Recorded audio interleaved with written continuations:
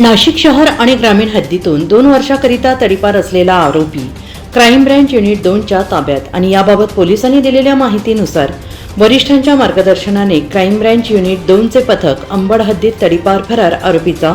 शोध घेत असताना पोलीस हवालदार प्रकाश बोडके यांना मिळालेल्या माहितीने अल्ताफ अलीम सय्यद हा बडदेनगर पाटीलनगर रोडवर खोडेमाळा येथे सूरज हॉटेलसमोर रस्त्याच्या कडेला उभा असल्याची माहिती मिळताच पथकाने सापळा रचून त्याला ताब्यात घेतला आणि सदरची कारवाई पोलीस आयुक्त संदीप कर्णिक, पोलीस उपायुक्त प्रशांत बच्छाव, सहाय्यक पोलीस आयुक्त Sandeep Mitke, crime branch unit 2चे कडील सहाय्यक पोलीस निरीक्षक हेमंत तोडकर, सहाय्यक पोलीस उपनिरीक्षक सुहास क्षीरसागर, पोलीस हवालदार प्रकाश बोडके, किरण अहिरराव, वाल्मिक चव्हाण आदींनी ही कारवाई केली आहे.